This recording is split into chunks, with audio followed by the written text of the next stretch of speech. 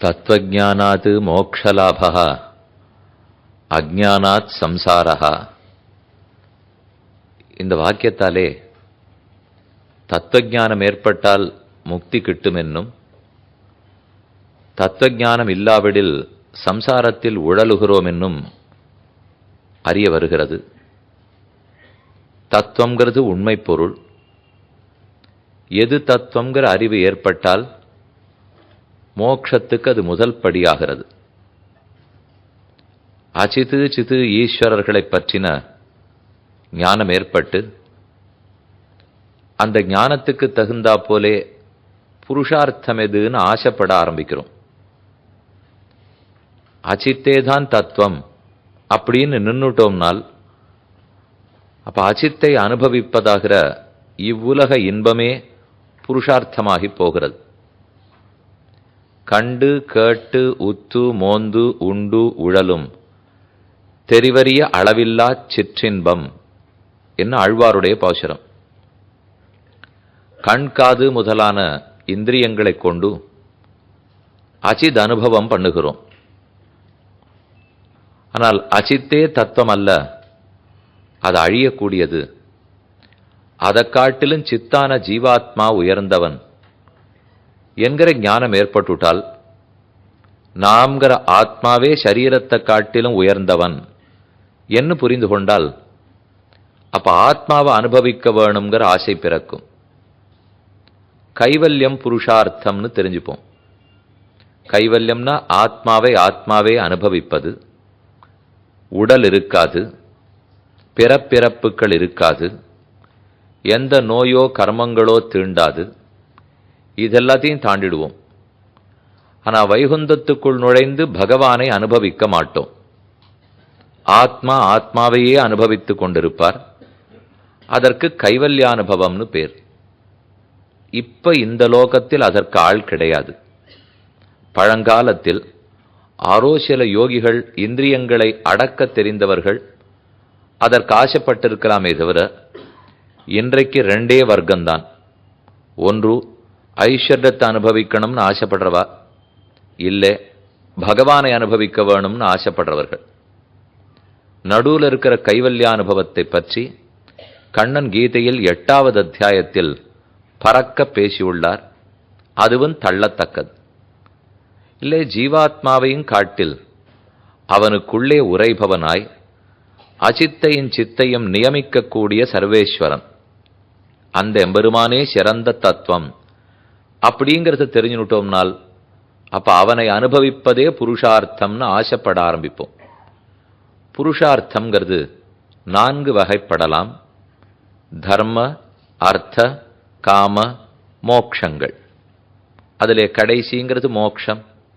மோக்ஷமே பகவானை அனுபவித்தல். ஆனா மோக்ஷத்தையும் 2 விதமா சொல்லுவா. மோக்ஷம்னாலே பரமபதம்னு அர்த்தமானால் அப்படி இல்லை. முக்தி மோக்ஷம்னா விடுதலைன்னு அபிப்பிராயம், அவ்வளவே. விடுதலை அடைந்து போய் சேரப்போகிற இடம்தான் வைகுந்தம். இப்ப இந்த சரீரத்திலேருந்து மோட்சம் அடைந்து ஆத்மாவையே அனுபவிச்சுருக்கலாம் என்றும் சொன்னேன் இல்லையோ. அதையும் மோட்சம்னு சொல்லலாம். ஆனா அது வெறுமனே சரீர மோட்சம். அது நிரந்தரமா உண்மையான மோட்சமாய் மிக உயர்ந்ததாக இராது. வைகுந்தத்தை கிட்டி திருமாமணி மண்டபத்துக்குள்ளே புகுந்து பெருமானுடைய திருமடியிலே அமர்ந்து கொண்டு அவனை ஆலிங்கனம் பண்ணிக்கொண்டு அனுபவிக்கிறோமே, அதுதான் சிறந்த அனுபவம். பரமபுருஷார்த்த லட்சண மோட்சம்னு சொல்லுவார்கள்.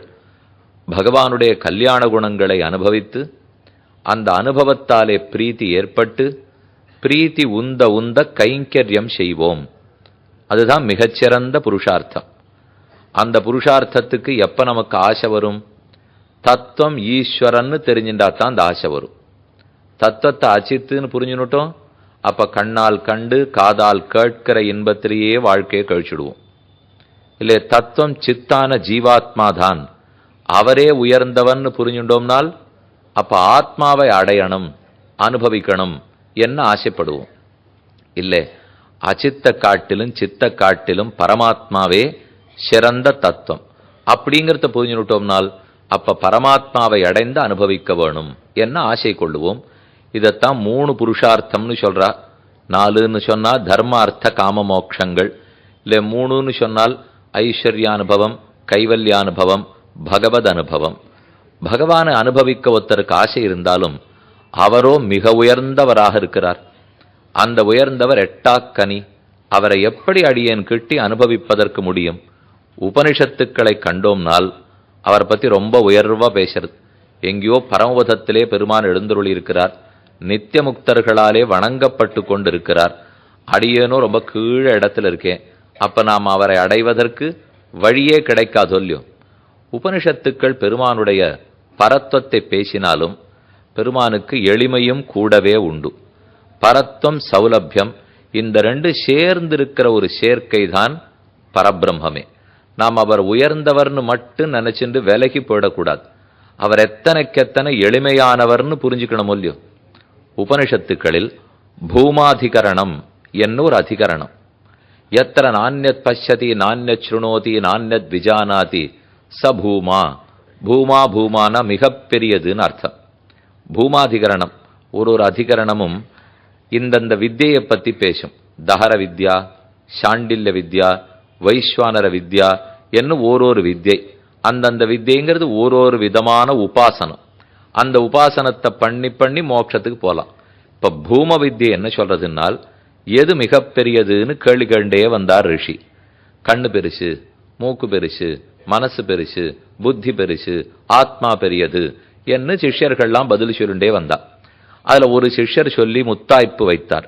ஆத்மாதான் பூமா, அதை விட பெரியது மத்தொன்னில்லை, அது மிகச்சிறந்ததுன்னு முடிக்க பார்த்தார்.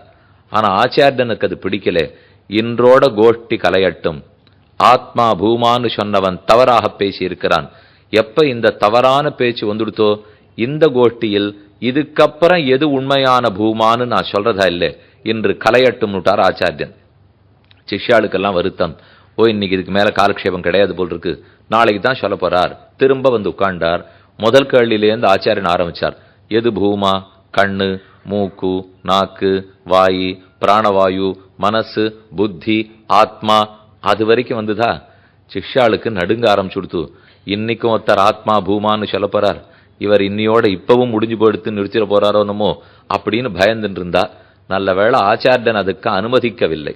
பூமா பூமா பூமான்னு சொல்லி ஆத்மானுபவத்தில் வந்து நிற்கும் போது அப்ப ஆச்சாரியன் அந்த சிஷ்யனை தடுத்து சொன்னார். எது பூமான்னு நான் சொல்றேன் கேட்டுக்கோ. எத்திர நானியத் பஷ்யதி நானியத் ஸ்ருணோதி நானியத் விஜானாதி ச பூமா. எதை கண்டால் மற்றவை கண்ணில் படாதோ, எதை கேட்டால் மற்றவற்றில் காது செல்லாதோ, எதை நினைத்தால் மற்றொன்றில் மனசு செல்லாதோ, எதை மனனம் பண்ணினால் அதை தவிர மத்தொன்னு உயர்ந்ததுன்னு தோணாதோ, அது பூமா. உபனிஷத்து எப்பவுமே இப்படித்தான் பேசும். நேர இன்னார்னு சொல்லிட்டு போடலாம் இல்லையோ, அப்படி சொல்லவே சொல்லாது. எதை கேட்டுட்டா மத்தொன்ல கேள்வியே போகாதோ, எதை கண்டால் மத்தொன்னில் கண் செல்லாதோ, எதை நினைத்தால் மத்தொன்னில் மனது செல்லாதோ, அது பூமா.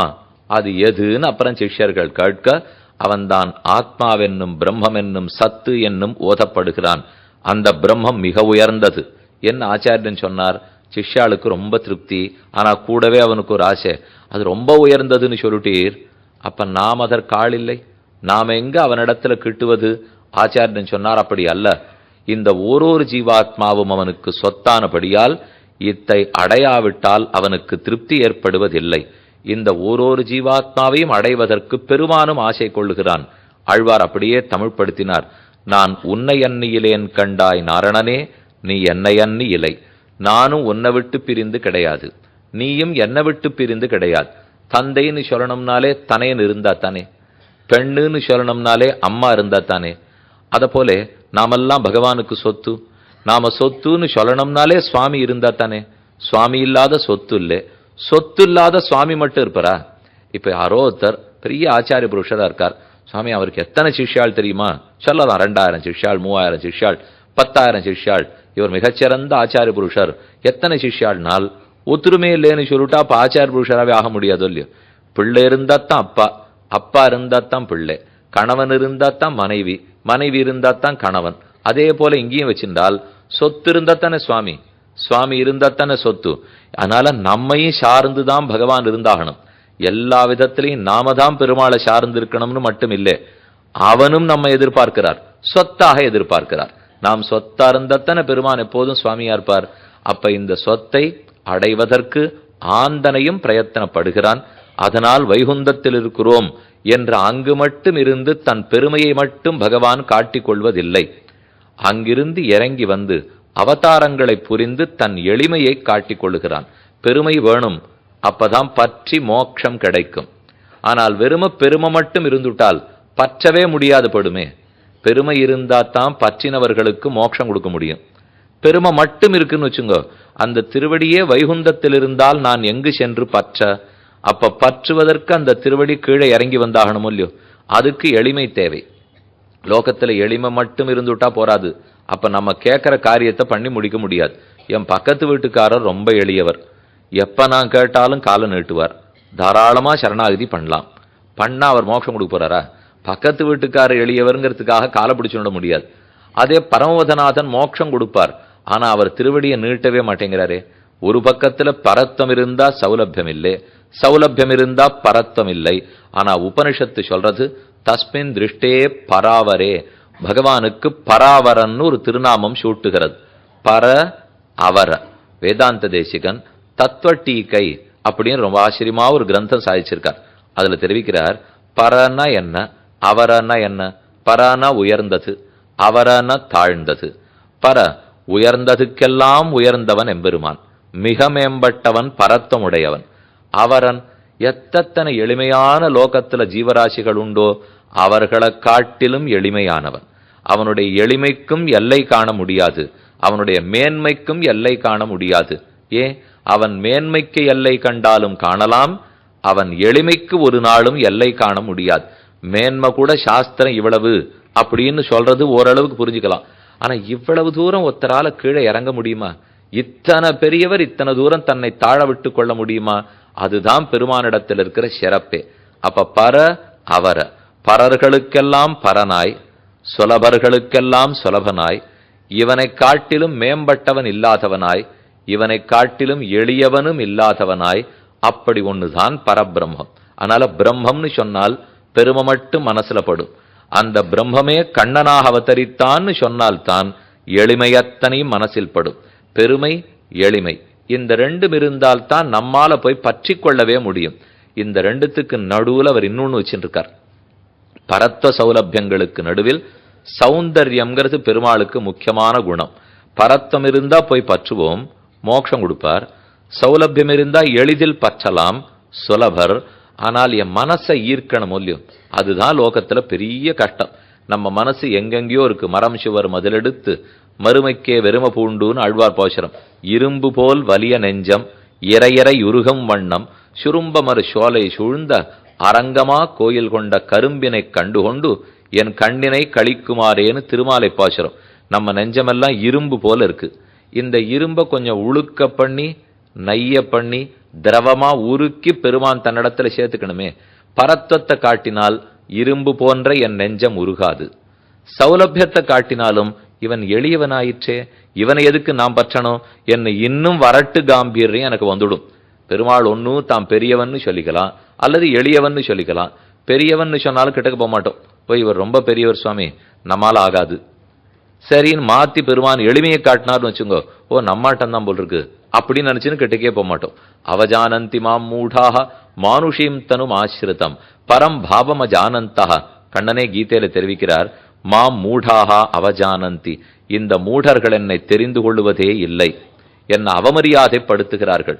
பலர் என்ன சொல்றாளாம், கண்ணன் கோவர்தனகிரியை தூக்கினான், பிரலம்பாசுரனை முடித்தான், கேசி என்னும் அசுரனை கொன்றான், காளியன் தலையிலே நட்டம் பாய்ந்தான். இதெல்லாம் கண்ணன் எதனால பண்றான்? பரமாத்மா சுலபரா இறங்கி வந்து பண்றாருன்னு பேச மாட்டேங்கிறாளாம்.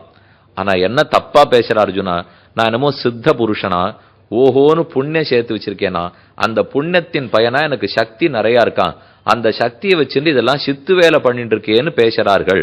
ராமானுஜர் பாஷ்யத்துல சாதிக்கிறார், வேதாந்த தேசிகன் விவரித்து சொல்றார். பல பேர் கண்ணன் இப்பேற்பட்ட காரியம் பண்ணிருக்காருன்னா என்ன தப்பா சொல்றாளாம், அவர் ரொம்ப சித்தி அடைந்தவர், சித்த புருஷர். நிறைய நம்ம சித்தர்கள்னு கதை படிக்கிறோம் பாருங்க, அதை போல சித்த புருஷன் கண்ணன் நிறைய புண்ணியம் பண்ணி வச்சிருக்கார். அதனால இதை போல செப்படுவத்தைய போல நிறைய பண்றார். புரிஞ்சுக்காத பேசுற அர்ஜுனா, என்ன கர்மங்கள் தீண்ட போவதே இல்லை, எனக்கு எந்த சித்தியும் கிடையாது, அவனவன் என்னை அடைவதுதான் சித்தியே தவிர எனக்கு போய் சித்தின்னு மற்றொன்று உள்ளதா? அப்ப நாம என்ன புரிஞ்சுக்கலே? பெருமான் பரமாத்மா தன்னை தாழவிட்டு இறங்கி இருக்கிறார் என்பதை புரிந்து கொள்ள மறுக்கிறோம். ஏன்னா ஒன்னும் அவர் பெரியவரா இருந்தா பெருமையோடு இருக்கணும், இல்லை எளியவரா இருந்தா எங்களாட்டம் வந்திருக்கணும். பெரியவா யாரான்னு இறங்கி நம்ம பார்த்திருக்கோமா? ஏன் பெருமாளுடைய இந்த குணத்தை நம்மால புரிஞ்சுக்க முடியலன்னா, எந்த பெரிய மனுஷனை இறங்கி வந்து நமக்கு பழக்கமே கிடையாது. ஒன்னும் பெரியவன் பெரியவனா இருப்பான், இல்லை எளியவன் எளியவனா இருந்துருவான், இப்படிதான் நமக்கு தெரியும். அதுலயும் பரமாத்மாவை போன்ற பெருமை படைத்த ஒருத்தர் போய் தன்னை இத்தனை தூரம் இறக்கி பருங்கிறது நம்ம புத்திக்கு எட்டவே மாட்டேங்கிறது. சொல்லி அங்கங்க பெரிய பெரிய தலைவர்கள்லாம் இருப்பா, அவள்லாம் புகைப்படம் எடுத்து பத்திரிகையில வரணுங்கிறதுக்காக எளிய மக்கள் வாழற இடத்துக்கு போவா. அங்க போயிட்டு படம் எடுத்துக்கிறதுக்காக வெள்ளியில தொடப்பம் பண்ணிருக்கும், இல்ல தங்கத்துல தொடப்பம் பண்ணிருக்கும். அதை வச்சுட்டு குனிஞ்சு, எப்படியும் இடுப்பு குனியவும் போறதில்லை, அதை வச்சுன்னு கட்டப்பட்டு குனியராப்புல பண்ணிவிட்டு ஒரு பளிச்சுன்னு புகைப்படம் எடுத்த உடனே அப்படியே தூர போட்டுட்டு அவர் போய் தீர்த்தமாடிட்டு புத்தாடை புனஞ்சுட்டு கிளம்பி போடுவார்.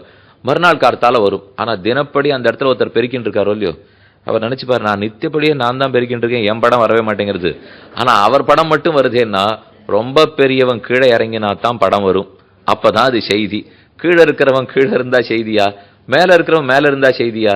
மேல இருக்கிறவன் கீழே வரணும் இல்லையோ.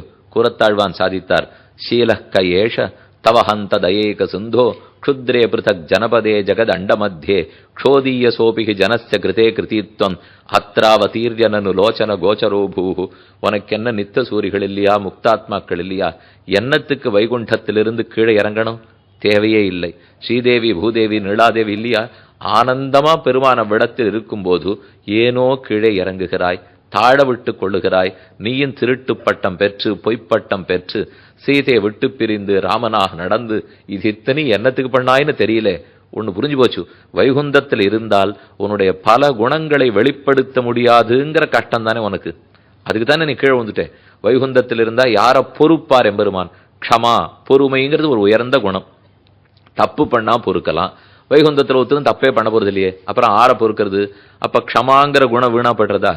தயை, தீனனா ஒண்ணுமில்லாத இருக்கிறவன்ட்ட தயை காட்டணும். அங்க தீனாலே இல்லையே, அப்ப எங்க தயையை காட்டுறது?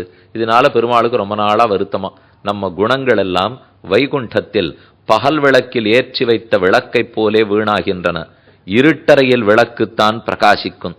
ஆகையால் இருட்டான இருள் தருமா ஞாலத்தில் வந்து பிறப்போம் என்று அங்கிருந்து கீழே இறங்குகிறான். பரத்தமுடையவனே அவரத்தம், எளிமையும் உடையவன். பரத்தம் எளிமை ரெண்டும் இருந்துட்டா மட்டும் நம்ம ஈர்த்துட முடியாது. அந்த ரெண்டும் இருந்தாலும் நாம புரிஞ்சுக்கலேன்னு கண்ணனே சொல்றாரே, அவஜானந்தி மாம் மூடாஹானுட்டு. அதனால அந்த ரெண்டையும் சேர்க்கறதுக்கு நடுவுல ஒரு ஆச்சரியமான குணம் சௌந்தர்யம், பேரழகு பெருமானது. அந்த அழகை கொண்டுதான் யார் எதற்கு மயங்காதவர்களையும் தன் அழகுக்கு பெருமான் மயக்கி விடுகிறான். அவனுடைய ஸ்வரூபமோ ரூபமோ குணமோ சேஷ்டிதமோ எல்லாமே ஆனந்தத்தை கொடுக்க வல்லவை. பெருமானுடைய ஸ்வரூபம்ங்கிறது பிரம்மம், ஜெகத்காரணத்துவம், வியாபகத்துவம், நியந்திருத்துவம், ஆதாரத்துவம், இது முதலானவையெல்லாம் அவன் ஸ்வரூபம். இப்படி சொன்னதெல்லாம் சுலபத்தில் புரிய போறதில்லை. அடியனுக்கு அது ரொம்ப புரியல, கேட்கிறவாளுக்கு அது ரொம்ப புரிய போறதில்லை. ஏன்னா ஜெகத்துக்கே காரணம் பண்ணி அவர் உபாதான காரணமா, நிமித்த காரணமா, சககாரி காரணமா, என்ன காரணம்னு நம்மால தெரிஞ்சுக்க முடியாது. அவருக்கு இருக்கிற ஸ்வரூபமே சர்வ வியாபகத்துவம், அனைத்திடத்திலும் வியாபித்திருக்கிறார்னா எப்படி சுவாமி ஒருத்தர் எல்லா இடத்திலும் இருப்பார்? புரிஞ்சுக்கிறது கஷ்டமா இருக்கு. நியந்திருத்துவம், நமக்குள்ளேயே இருந்து நியமிக்கிறார்னு சாஸ்திரம் ஒரு பக்கம் சொல்லிட்டே இருக்கு. நானா அவர் சொல்றத கேட்ட நாளே கிடையாது. ஆனா அவரை நியந்தான்னு சாஸ்திரம் சொல்லிட்டு இருக்கு. நமக்கு புரியல. நமக்கு புரியறாப்புல ஏதான் உண்டா? தொண்டரடிப்புடியாழ்வார் சாதித்தார், இத்தனைக்கும் அவர் பிராமணரா பிறந்தவர் தான். அவர் சொல்றார், நான் 4 வேதங்களை கற்று பிரம்மத்தை பத்தி தெரிந்து கொள்ளவில்லை. ஐயப்பாடு அறுத்து தோன்னும் அழகனூர் அரங்கமன்னே, தன்பால் ஆதரம் பெருக வைத்த அழகனூர் அரங்கமன்னே. எனக்கு பிரம்மத்தை பத்தி என்னென்ன சந்தேகங்கள் இருந்தனவோ அதத்தனை தீர்த்து வச்சது சாஸ்திரம் இல்லை, பெருமானுடைய பரத்தம் இல்லை, ஆச்சாரிய உபதேசம் இல்லை. அழகனூர் அரங்கமன்னே, பெருமானுடைய அழக சேவிச்சேனா எனக்கு இருந்த எல்லா சந்தேகமும் போயிடுது. பெருமானிடத்துல ஆதரவு எதனால வந்தது? சாஸ்திரத்தை வாசிச்சு எனக்கு ஒன்னும் ஆதரவு வரல, அவனுடைய அழகக் கண்டே ஆதரவு வந்தது. தன்பால் ஆதரம் பெருக வைத்த அழகனூர் அரங்கமன்னே. அப்ப ஐயப்பாடுகளை போக்குவதும் அவன் அழகு, அவன் மாதுரியம். அவனிடத்தில் ஆதரத்தை பெருக வைத்தவும் அவனுடைய அழகுதான். நாம லோகத்தில் இருக்கிற ஆசை அத்தனையும் விட்டுட்டு அப்புறம் பெருமாள் பார் ஈர்க்கப்பட வேண்டுமா, அல்லது முதல்ல அவர் ஈர்த்துடுவார், தன்னடையே மற்றதுல இருக்கிற பற்று நமக்கு விலகி போயிடுமா? இந்த ரெண்டுல எது கிரமம் கொஞ்சம் யோசிச்சு பாருங்க. மற்றது எல்லாத்தையும் விட்டுட்டு அப்புறம் பெருமானிடத்தில் ஆசை கொள்ள வேண்டுமா, அல்லது ஆசை வந்துடும் சுவாமி முதல்ல, அது வளர வளர மற்றதுல இருக்கிற பற்று தானே போயிடுமா? இந்த ரெண்டுல எது முதல்? இது நாம இன்னைக்கு பேசிக்க வேண்டாம். முதலியாண்டானும் கூரத்தாழ்வானும் ஒத்தருக்கொத்தர் சம்பாஷணம். முதலியாண்டான் இந்த கேள்வியை கூரத்தாழ்வானை பார்த்து கேட்கிறார். ரெண்டு பேரும் ராமானுஜ சிஷ்யர்கள். ஒருத்தர் வாதூல குல திலகர், ஸ்ரீபெரும்புதூருக்கு பக்கத்துல தான் முதலியாண்டான் அவதார ஸ்தலம். இன்னொருத்தர் ஹாரியத்த குல திலகர், காஞ்சிபுரத்துக்கு பக்கத்துல கூரத்தாழ்வானுடைய அவதார ஸ்தலம். அப்புறம் ஆச்சரியமான ரெண்டு ஆச்சாரியர்கள் பேசிட்டு இருக்கார். இவர் கேட்கிறார், எல்லாத்தையும் விட்டுட்டு பெருமாளை பற்றணுமா, இல்ல பெருமாளை பற்றுட்டா மற்றதில் ஆசை தன்னிடையே போயிடுமா? கூரத்தாழ்வான் ரொம்ப வேகமா பதில் சொன்னார். அது எப்படி? எல்லாத்தையும் விட்டுட்டு தான் பெருமாளை பற்றணும். சர்வதர்மானு பரித்தியஜ்ய மாமேகம் சரணம் பிரஜ. எல்லாத்துல இருக்கிற ஆசையை விட்டுடு, என்னையே அனைத்து மாப்பத்துன்னு கண்ணன் சொல்லியிருக்கார். அப்ப புல்கு பற்றற்றேன்னு அழ்வார் போஷனம். புல்கு பற்று அற்றே, பற்று அற்றே பெருமானை புல்க வேணும். கூரத்தாழ்வான் ரொம்ப ஆணித்தரமா பதில் சாதித்தார். முதலியாண்டார் அவரிடத்துல விண்ணப்பிக்கிறார், அப்படின்னா அநேகமா தேவரீர் ஒத்தர் தான் பெருமாளை பத்தணும், வேற யாரும் பத்த போறதா எங்களுக்கு தெரியல, மொத்தத்தையும் விட்டுட்டு தான் பகவானை பற்றணும்னால் நீர் தான் அதுக்கு அதிகாரியை தவிர லோகத்தில் ஆள் கிடையாது. அப்ப அபிப்பிராயம் என்னன்னு கூரத்தாழ்வான் கேட்டார். அவர் அறிந்ததே உடையவர் திருவடி தான், அவர் அறிந்ததே தேவப்பெருமாளுடைய திருவடித்தாமர்கள் தான். அதனால அதை தவிர அவருக்கு புத்திக்கு தெரியவே இல்லை. அவர் கண்ணிழந்தார். வரதராஜ பெருமானிடத்துல போய் வரதராஜஸ்தவம் அனுகிரகித்தார், பாடினார். கண்ணு வேணும்னு ராமானுஷர் கேட்க சொல்லி தூண்டினார். சரி கண்ணை கொடுன்னு கேட்டுட்டார். தேவப்பெருமாளும் கண்ணை கொடுக்க வந்தார். அவர் கேட்கறது இச்சையே இல்லை. என்ன இந்த லோகத்தை பார்க்கறதுக்கு நான் கண்ணை பெற்று என்ன பண்ண போறேன்? இப்போ கண் இருக்கிறவன்லாம் பிரம்மத்தை பார்த்துட போறானா? கண் இழந்தவன் பிரம்மத்தை பார்க்காத இருந்துட போறானா? பிரம்மம் நம்ம பார்க்கறது முக்கியமே தவிர நாம் பிரம்மத்தை பார்த்தோமான்னு முக்கியம் இல்லை. யாரோ பெரிய பெரிய ஜனாதிபதிகள்லாம் வரச்சே குழந்தைகள்லாம் வரிசையா நிறுத்தி வச்சிருவா. அவ கையை சேர்க்கணும் இல்லையோ, அதெல்லாம் மத்தியானத்துல இங்கே பட்டினி கிடந்து பள்ளிக்கூடத்துக்கும் போகாம நின்றுட்டு இருப்பா. எல்லாரும் நின்றுண்டா அவர் மெதுவா 3-4 மணி நாள் கழிச்சு வந்து இவன் இந்த குழந்தைகளுக்கு ஒன்றும் கொடுத்துருப்பாளோ மாட்டாளோ தெரியாது, அதற்குள்ள சுருண்டே போயிடும். அது வீட்டுக்கு வந்தப்பறம் எங்க இருந்தேன், இன்னைக்கு ஜனாதிபதிக்காக வரவேற்கிறதுக்கு எங்களெல்லாம் கூட்டின்னு போனா அப்படின்னு குழந்தை சொல்லும். நீ பாத்தியா? எல்லா குழந்தையும் ஆமா நான் பார்த்தேன்னு சொல்லும். ஜனாதிபதி ஒன்ன பார்த்தாரா? அது தெரியாது. நாமெல்லாம் ஜனாதிபதியை பார்த்தோம்னா எச்ச ராமன்ன பஷ்யத்து எஞ்ச ராமோன பஷ்யதி சவசேன் லோகேன் நிந்திதா சுவாத்மாத்மேனம் விகர்ஹதே. ராமாயணத்தில் வால்மீகி பகவான் சாதிக்கிறார். ஆரோ சிலர் ராமன் அவர்களை பார்க்கிறான், பலர் ராமனை பார்க்கிறார்கள். நாமும் ராமனை பார்க்காமல் ராமனால் நாம் பார்க்கவும் படாமல் இரண்டையும் இழந்து போனோம் என்னால் அவன் தன்னைத்தானே நொந்து கொண்டு வாழ்ந்து முடிக்க வேண்டியதான் என்று வால்மீகி பகவான் தெரிவிக்கிறார். அப்ப நாமா பெருமான பார்க்கிறோம்னால் அவர் நம்ம அனுகரிக்க வேண்டாமா? அதுக்காக அவர் வச்சிருக்கிற ரொம்ப முக்கியமான ஒரு ஆயுதம் சௌந்தர்யம்ங்கிற ஆயுதம். இப்ப கூரத்தாழ்வான் முதலியாண்டான் பேசிட்டு இருக்காளோ இல்லையோ, முதலியாண்டான் சமாதானம் சொன்னார். பெருமானுடைய அழகுக்கு வசப்பட்டு முதல்ல அவனை பிடிச்சு நுடணும், அப்புறம் தன்னடையே மற்றதில் இருக்கிற ஆசை நீங்கும். அனைத்து நீங்கித்தான் அவனை பற்றணுங்கிறது நடக்காது. அவனிடத்துல சௌந்தர்யம் இருக்கு, அவனிடத்திலே லாவண்யம் இருக்கு, மாதுரியம் இருக்கு, மார்தவம் இருக்கு, சௌகுமாரியம் இருக்கு. இது இத்தனையும் பெருமாள் வச்சிருக்கிற பெரிய ஆயுதங்கள். மற்ற எதற்கும் ஆறு வசப்படலேன்னு வச்சுங்கோ, இதுதான் அவர் வச்சிருக்கிற கடைசி ஆயுதம். சுஷேணா கனகாங்கத்தின்னு சாஸ்திரநாமத்துல 2 திருநாமங்கள். சுஷேணா நிறைய சைன்யம் வச்சிருக்கிறவர். என்ன சைன்யம்னு பராசர பட்டர் வியாக்கியானம் பண்றார். சங்கு சக்கரம் கதை வாள்வில் இதெல்லாம் அவருக்கு இருக்கிற சைன்யம், அது இருக்கட்டும். ஆனா தன்னுடைய பேரழகையே சைன்யமாக கொண்டவன், தன் மாதுரியத்தையும் தன் சௌந்தர்யத்தையும் லாவண்யத்தையும் மார்தவத்தையும் சைன்யமாக கொண்டு தன் ஆயுதங்களுக்கு கட்டுப்படாதவர்களை கூட தன் அழகுக்கு கட்டுப்படுத்துகிறான் எம்பெருமான். அவன் அழகுக்கு மயங்காதவன் ஆறு இருக்க முடியும்? குகப்பெருமான் ஒரு நாள் ராத்திரி ராமனை தன்னிடத்தில் தங்க வைத்தான். அவர் அதுவே இருக்க மாட்டேன்னார். இல்ல ஒரு நாளான தேவரீர் தங்கிட்டு போகணும்னு தங்க வச்சாச்சு. ராமன சீதையை சேனிச்சுனுட்டா, லக்ஷ்மணனை படுத்துக்கோன்னு சொன்னா லக்ஷ்மணன் மறுத்துட்டா. கதம் தாசரதோ பூமோ சயானே சகசீதையா சக்கியா நித்ரா மயா லப்தும் ஜீவிதஞ்ச சுகானிச்ச. இந்த ராமன் திரும்ப போய் தன் கட்டில் படுக்கும் வரைக்கும் தரையில படுக்கிற ராமனை பார்த்து எனக்கு தூக்கம் வரும்னு நினைக்கிறியா குஹா? எப்பேற்பட்ட ஹம்சதூளிகா மஞ்சத்துல இந்த ராமனையும் சீதையை நான் பார்த்திருக்கேன். அப்படி இருக்கிறச்சே அதை விட்டுட்டு மெல்லணமேல் முன்துயின்னாய் இன்னினி போய் வியன்காண மரத்தின் நீழல் கல்லணமேல் கண்டுயல கற்றனையோ காகுத்தா கரியகோவே. நேத்து வரைக்கும் உன்னுடைய 10 தூளி மெத்தே ஒன்னொன்னும் 10 லட்சம் ரூபாய். அப்படிதான் தசரதன் பண்ணி வச்சிருக்கார். 60,000 வருஷம் கழித்து செல்வச் சீமானாக சக்கரவர்த்திக்கு ஒரு திருக்குமாரன் அவதரித்திருந்தால் அந்த பிள்ளை அந்த தந்தையார் எப்படி பாதுகாத்திருப்பார்? எவ்வளவு ஜாகிரதையா சீராட்டி பாராட்டி வளர்த்திருப்பார். ஆனா நேத்தி வரைக்கும் மெல்லணை. ஆனால் இன்றோ வியன்காண மரத்தின் நீழல். நிழல் இருக்கிற மரம், நிறைய பூத்து குலுங்குற நிழல் இருக்கிற மரத்தின் கீழே கூட ராமன் படுக்க மாட்டாராம். என்ன நிழல் இருக்கிற மரத்துல படுத்துண்டா அப்ப சுகத்தை அனுபவிக்க போனியா? வரத்தை மீறிவிட்டேன்னு கை கேட்பலாம். நீ பண்ண பிரதிஜையை மீறிவிட்டாராமா? நான் உன்னை கட்டத்தை அனுபவிக்க சொன்னா போயிட்டியேன்னா ராமன் தேடிண்டு போய் இலை உதிர்ந்திருக்கிற மரத்தினுடைய கீழே தான் போய் படுத்து போறான். இலை இருக்கிற மரத்துல கூட படக்க மாட்டான். வியன்கான மரத்தின் நீள கல்லணமேல் கண்டுயில கற்றனையோ காகுத்தா கரிய கோவே. அப்படி ராமனை சீத்தையும் கீழே சேனிச்சுட்டு இருக்கா. லக்ஷ்மணன் எனக்கு தூக்கம் வராதுன்னு விட்டார். ராமனை சுத்தி சுத்தி லக்ஷ்மணன் நடந்துட்டு இருக்கார். லக்ஷ்மணன் ஒருவேளை ராமனை கொன்னுடுவனோ வேணும்னு ஒரு சந்தேகம் வந்துருத்து குஹனுக்கு. பரதன் நாட்டை பறித்தான், இன்னொரு தம்பி உயிரை பறிப்பதற்கு கூடவே தூங்காமல் சுத்தி சுத்தி வராம்போல் இருக்குதுன்னு இவன் தப்பா நினைச்சுட்டான்.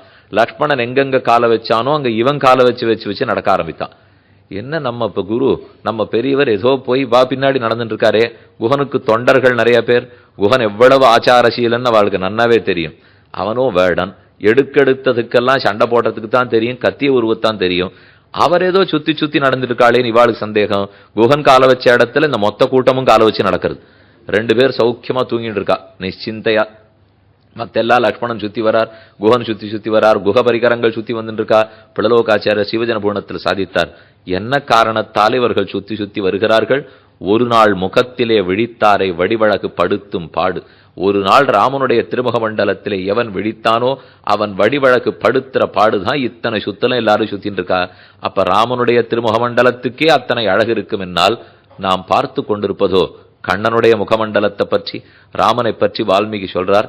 ரூப ஔதாரிய குணைகி பும்சாம் திருஷ்டி சித்தாபகாரணம். தன் ரூபத்தாலும் குணத்தாலும் அனைத்தாலும் காண்பவர்களுடைய மனத்தையும் கண்ணையும் பறிப்பனாமி ராமன்.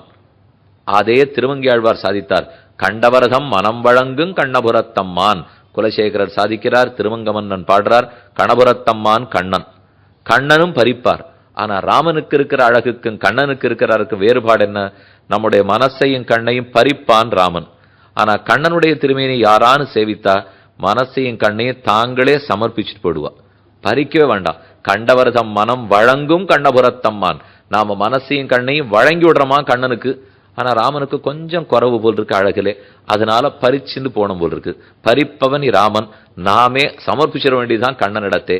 அந்த கண்ணனுடைய அழகு, அவர் மாதுரியம், மார்தவம், சௌகுமாரியம் இது முதலானவை மனத்தை ஈர்க்கத்தான் அவன் பால் நாம் சேர்க்கிறோம். அதனால மற்றதில் இருக்கிற ஆசையை ஒழிச்சு வைராக்கியம் வந்தப்புறம் பெருமானை பற்றுவதல்ல, அவர் அழகுக்கு ஆட்பட்டு முதலில் அவனை பற்றுகிறோம். அதுக்காகத்தான் நிறைய சாஸ்திரத்தை வாசிக்கணுங்கிறோம், இதிகாச புராணங்களை கேட்கணுங்கிறோம், திவ்ய தேசங்களுக்கு போய் பெருமாளை சேவிக்கணுங்கிறோம், படத்தில் யார்ட்டும் எதில் யார்ட்டும் அவரை பார்த்துட்டே இருக்கணுங்கிறோம். சின்ன குழந்தையிலேருந்து எதுக்கு போய் போய் கோவில்ல பெருமாளை சேவை பண்ணி வைக்கிறோம்? பார்க்கறதுக்கு ரொம்ப அழகா இருக்கார், சேவிக்கிறதுக்கு ஆச்சரியமா இருக்கார். அந்த அழகு யாரையா இருந்தாலும் ஈர்க்காத போயிடாது. இந்த அழகனுக்கு ஏதானு கதை உண்டான்னு அடுத்தது கேட்போம். அந்த கதையை சொல்ல சொல்ல ஓ இப்பேற்பட்ட குணசாலியான் நம்ம மனசுக்கு படும். இந்த மனசுங்கிறது இரும்பு, இந்த இரும்ப மெதுமெதுவே தான் பண்படுத்தி ஆக வேண்டும். ஆழ்வார் ஒரு பாசுரத்துல சாதிக்கிறார். மார்பால் மனம் சுழிப்ப மங்கையர் தோள் கைவிட்டு. முதல்ல மால் திருமால், மனம் சுழிப்ப அவனிடத்துல நம்ம மனசு சுழிச்சுண்டு ஆசைப்படணும். மார்பால் மனம் சுழிப்ப மங்கையர் தோள் கைவிட்டு. மற்ற இடத்துல வைராக்கியம் மெதுமெதுவே வந்துடும். இது வந்தப்புறம் அதுக்கு போக முடியாது, அது முதல்ல வந்துட்டப்புறம் தானே இதுக்கு. அப்ப பெருமான் எவ்வளவு ஈர்ப்பவன், அவனுடைய குணமும் சேட்டித்தமும் கேட்கறதுக்கு எவ்வளவு ஆனந்தமா இருக்கு, ரசிக்கிறாப்புல இருக்கும் இல்லையோ. இது வேப்பங்கொழுந்தல்ல, வேப்பங்குடி நீரல்ல, இது நல்ல அக்காரடிசியில் சக்கர பொங்கல் பால் என்கோ, 4 வேத பயனென்கோ, நுடங்கு கேள்வி இசையன்கோ, இவற்றுள் நல்ல மேலன்கோ, கண்ணனை கூமார் அறிய மாட்டேன். கண்ணனை என்னன்னு நான் சொல்ல போறேன். சாதி மாணிக்கம் என்கோ, சவிகொள் பொன் முத்தம் என்கோ. மாணிக்கமா, சவிகொள் பொன் முத்தமா, அக்கார் அடிசிலா, கண்ணலா, தேனா, பாலா, நெய்யா, எது என்று பகவானை பத்தி என்னன்னு சொல்ல ஆழ்வாரே சாதித்தார், அந்தாமத் தன்பு செய்து என் நாவிசேர் அம்மானுக்கு அந்தாம வாழ்முடி சங்கு ஆழினூர் ஆரமுள பெருமான் என்னோட வந்து கலந்தான். கலந்தவன் எப்படி கலந்தான்? கண்ணலும் பாலும் நெய்யும் அமுதும் ஒத்தே. பெருமான் என்னோட கண்ணலோட பால் பாலோட நெய் நெய்யோட சேர்ந்தா போலே. கண்ணல் சக்கரை கட்டி, பால் நெய் நெய், அமுதம் அமுதம், பஞ்சாமிர்தம் பண்றாள் இல்லையோ, பஞ்சாமிர்தம் சேர்ந்தா எவ்வளவு ரசமா இருக்குமோ அதை போல பெருமானும் சேர்ந்தா அவ்வளவு ரசம். என்ன அமிர்தத்தை பத்தி பஞ்சாமிர்தத்தை பத்தியும் ஷட் ரசத்தை பத்தியும் ஆழ்வார்கள் பாடியிருக்கா. நமக்கு எதுவுமே மதுரமா இருக்கிறது தான் பிடிக்கும். மதுரேன சமாபயேத்துன்னு ஒன்று உண்டு. இந்த காலத்துக்கு ஒத்து வருமானது அது எனக்கு தெரியாது இப்போ, ஆனா சொல்லியிருக்கு. எப்படி சாப்பிட்றோமோ சாப்பிட்டுட்டு கடைசியில மதுரமா ஏதானு சாப்பிட்டு தான் முடிக்கணும். இது அந்த நாள்லேருந்து வழக்கம். அது இன்னும் மேல நாட்டுக்காரா வச்சுருக்கா. நாம தான் இந்த மோர் பிரசாதத்தோட ஊறுகாயத்தொட்டு சாப்பிட்டுட்டு முடிச்சுடுறோமே தவிர நாமளுடைய சாப்பாடு இப்படி. ஆனா வடநாட்டுக்காராலும் சரி, கிழக்கே வங்காளத்தின் பக்கம் போனாலும் ஒரே தின்பண்டம் இனிப்பு பண்டம் தான். அவ மோர் பிரசாதம், அவளுக்கு வேற ஏதோ கோதுமையை சாப்பிட்றான்னு வச்சுங்கோ, அது முடிக்கிற சமயத்துக்கு அவளுக்கு இனிப்பு பண்ட சாப்பிட்றது ரொம்ப முக்கியம். அதனாலதான் மதுரேன சமாபயேத்துன்னு தர்மம் சொல்லியிருக்கு. நாமும் மதுரமா சமாபயேத்துனா, சுவாமி சக்கரை கஷ்டமா இருக்கே, மதுரேன சமாபயேத்து, ஒரே வழி மதுராஷ்டகேன சமாபயேத்து வச்சுட வேண்டிதான். மதுரேன சமாபயேத்துன்னா மதுரம் வாயில மதுரம் போண்டாத்தானா, மதுரமா பாட்டு பாடியிருக்காரோ இல்லையோ, அதை வாயால எத்தனை தரம் சொன்னாலும் சக்கரை வியாதி ஏறாது, எந்த கட்டமும் வராது, இருக்கிற சக்கரவியாதியும் போடும். 4 தரம் பெருமான் மதுரம்னு அனுபவிக்க பார்த்தோம்னால் ஆண்டாள் 27வது பாசுரத்தில் பாடியிருக்கிற அக்கார் அடிசில் அதை சொல்லி நித்தியப்படி ஒரு தரம் சாப்பிட்டு பாருங்க. அப்ப தெரியும் எத்தனை சக்கரை எத்தனை கொழுப்பு ஏறுறதுன்னுட்டு. கூடாரை வெல்லும் சீர் கோவிந்தா உந்தன்னை பாடிப்பறகொண்டு யாம்பெரு சம்மானம் நாடு புகழும் பரிசினால் நன்னாக சூடகமே தோல்வலையே தோடே செவிப்பூவே அணைய பல்கலனும் யாமணிவோம் அதன் பின்னே பார்ச்சோறு மூட நெய் பெய்து முழங்க வழிவார. கையில மதுரமா சக்கரை பொங்கலை வாங்கினா நெய் இப்படி சொட்டணுமா, இங்க வாங்கினா நெய் இங்க சொட்டணும். முழங்கை வழிவார, கை வழிவாரன்னு ஆண்டாள் பாடல, முழங்கை வழிவார கூடியிருந்து குளிர்ந்து. அடியனுடைய தாப்பனார் எப்பவோ 1940 கிட்ட திருப்பதி பாடசாலையில் வாசிச்சார். வெங்கடேஸ்வரா பாடசாலை இருக்கும் இல்லையோ, அந்த இடத்துல தான் ஒரு சிரோமணி வாசிச்சார். அப்பெல்லாம் எல்லாரும் வியாழக்கிழமையானா மேல திருப்பதிக்கு போய் பெருமாளுக்கு திருமஞ்சன கைங்கரியம் வேணும். இப்பதான் இத்தனை கூட்டம். அன்னைக்கு எல்லாம் ஆள் கூப்பிடுவா. அப்ப போனாத்தான் திருமஞ்சனம், பிள்ளைகள் போனாத்தான் திருமஞ்சனத்துக்கு கைங்கிறதுக்கே. வியாழக்கிழமை மத்தியானம் நேத்திர சேவை ஆரம்பிச்சுடுத்துனா வெள்ளிக்கிழமை கார்த்தால திருமஞ்சனம் இல்லையோ. அத்தனை நாளைக்கு ஒரு தரம் தான், வாரத்துக்கு ஒரு தரம் தான் ஒரு திருப்பரியட்டமே மாத்திப்பார். மதுரம்னு இருக்குமே, வஸ்திரம் கூட இந்த பெருமாள் மாத்திக்கிறதே இல்லை. கார்த்தால ஒரு தரம் புஷ்பத்தை மாத்திப்பார், சாயங்காலம் ஒரு தரம் புஷ்பத்தை மாத்திப்பார். சாமி மற்றபடி தீர்த்தம் ஆடுறதுன்னா எவ்வளவு கஷ்டப்பட்டு யசோதை கூப்பிட்டான்னு பார்த்துட்டு இருக்க முடியோ. அதே தான் கண்ணனை கூப்பிடுறதுக்கு அவ எவ்வளவு கஷ்டப்பட்டாலோ திருவேங்கடமுடையானும் அதே போலத்தான். அதனால வெள்ளிக்கிழமையானா அங்கே போய் கைங்கரியம் வேணும். கைங்கரியம் விட்டா அந்த நாளில் ஜீரா கேசரி கொடுப்பாளாம். கேசரி எப்படி இருக்கும்னா ஆண்டாள் பாட்டை 2 தரம் சேவிச்சா எப்படி இருக்குமோ அப்படி இருக்கும் அந்த கேசரி. வியாழக்கிழமை அன்னைக்கு நம்ம போய் வாங்கி வெள்ளிக்கிழமை கார்த்தால் அந்த கேசரி வாங்கினா அடுத்த வாரம் வியாழக்கிழமை தானே திரும்பி போனா கிடைக்க போறது, ஒரு வாரத்துக்கு பசி தாங்கும்னு வரும். அதை போல ஒரு கேசரி அன்னைக்கு அவ கொடுத்துருக்கா. ஏன்னா பெருமாள்னாலே அதுவும் விஷ்ணு கோவில்ல பிரசாதம் ரொம்ப முக்கியம். அவர் மட்டும் மதுரம் இல்லை, அவர் கொடுக்குற ஒரு பிரசாதமும் மதுரமா இருக்குமோ இல்லையோ. அதனாலே பெருமான் ஆகட்டும், அவனுடைய சேட்டித்தங்களாகட்டும், குணங்களாகட்டும், பிரசாதம் ஆகட்டும். சக்கரை பொங்கல்னு சொன்னா திருவல்லிக்கணிக்கு தான் போகணும், அக்கார் அடிசில்னு சொன்னா திருமாலிருஞ்சோலமலைக்கு தான் போகணும், லட்டுன்னு சொன்னா திருப்பதிக்கு தான் போகணும், அதே துணித்தேங்குடல்னு சொன்னா மேலக்கோட்டைக்கு தான் போகணும். ஒன்னொன்னு ஒரு இதெல்லாம் இப்ப வாங்கி கொடுங்கன்னு என்கிட்ட கேட்க வேண்டாம், இருக்குன்னு சொன்னேன். ஏன்னா ஞாபகம் வச்சுருந்தா நீங்க அங்கங்க போறச்சே வாங்கிக்கலாம் இல்லையோ. சரி, ஸ்ரீரங்கத்தை பத்தி நிறைய ஸ்லோகம் சொல்லியிருந்தீரே, அங்க எதை எதிர்பார்த்துன்னு போகலாம்னால் தப்பித்தவரை வயத்துல பசியோட ஸ்ரீரங்கநாதனை சேவிக்க போவே கூடாது. ஒரு பிரசாதம் தரமாட்டான். ஸ்ரீரங்கத்துல தான் பிரசாதமே இல்லைன்னால் அவரை சேவிக்கலாம், அவரை தான் மதுரம். திரும்ப திரும்ப திரும்ப அவரையே மதுரமா சேவிச்சுக்கலாமே தவிர வயத்துல பசியோட போனோம்னா எதுவும் கிடைக்காது. அக்ரே தார்க்ஷேன பஷாத் அஹிபதி சயனேன ஆத்மனா ஸ்ரீபூமிபியாம் அதிருப்தியாம் நய சரடுசல்ல கை சேவியமான அமிர்தமுகம். இதை பராசர பட்டர் சாதிக்கிறார். நடுவுல ஒரே பெருமாள் உற்சவமூர்த்தி நம்பெருமாள் மட்டும்தான் நின்றுட்டு இருக்கிற பெருமாள். மற்ற எல்லாரும் ஒண்ணு அமர்ந்திருக்கா இல்ல சேரிச்சுட்டா. நம்பெருமாள் நடுவுல எழுந்துருளி இருக்கிறார். அவர் தான் மதுரமான அமிர்தம். அந்த அமிர்தத்தை சேவித்து சேவித்த ஆயாசத்தில் பின்னாடி ஆதிசேஷனோட பெரிய பெருமாள் சேனிச்சு விட்டாராம். நம்மால நிற்க முடியல, உட்கார முடியலன்னு படுத்து விட்டார்.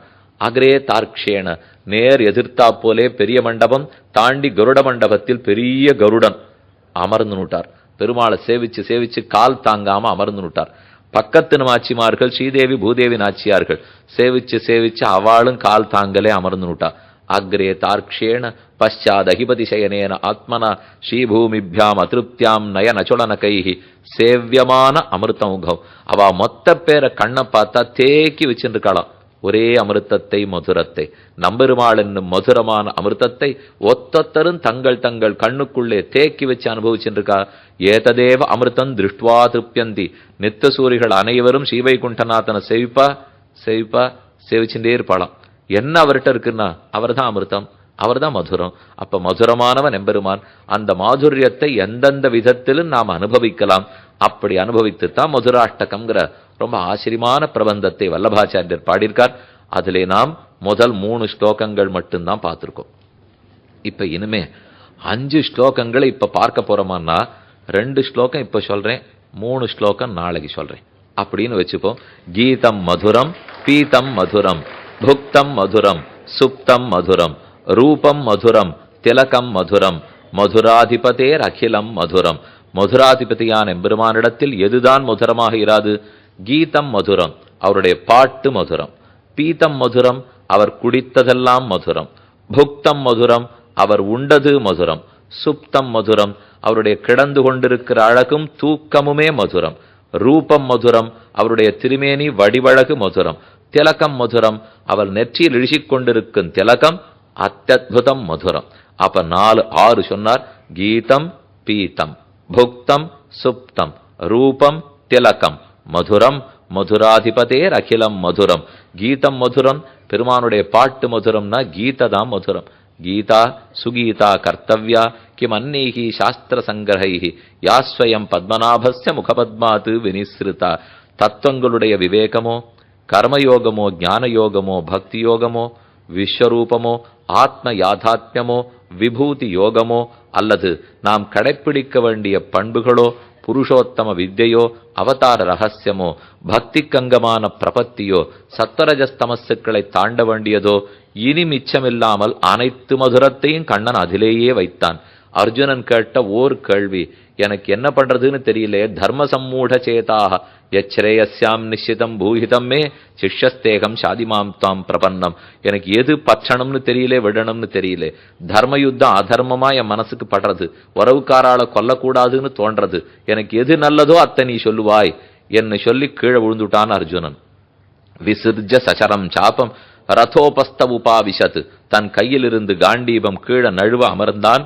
சிரிச்சுட்டே கண்ணன் அவன்கிட்ட பேச ஆரம்பிக்கிறார். ஒரே வார்த்தை முடிச்சிருக்கலாம் இல்லையோ, எனக்கு எது நல்லதோ அதை சொல்.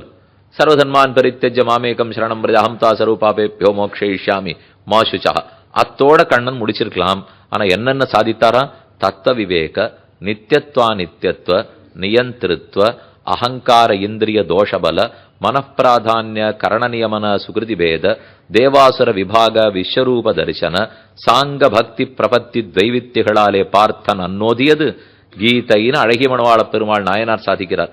முதல் 6 அத்தியாயங்கள்ல கர்மஜான யோகங்கள், 7, 8, 9 பக்தி யோகம், 10வது அத்தியாயத்தில் விபூதி யோகம், 11வது அத்தியாயத்தில் விஸ்வரூப தரிசனம், 12வது அத்தியாயத்தில் ஆத்மா பக்தி பண்ண வேண்டிய முறை, மறுபடியும் 13, 14வது அத்தியாயங்களில் அச்சித்த பத்தியும் சித்த பத்தியும் வேறுபாடு, 15வது அத்தியாயத்தில் புருஷோத்தம வித்யை, 16வது அத்தியாயத்தில் தேவர்களாறு அசுரர்களாக இருங்க பாடுபாடு, 17வது அத்தியாயத்தில் சத்தகுணத்தோட தர்மசாஸ்திரம் சொன்னபடிக்கு கர்மங்களை அனுஷ்டிக்கணும்னார். 18வது அத்தியாயத்தில் நானே சரண்யன் உபாயம் பற்றுன்னு சொன்னார்.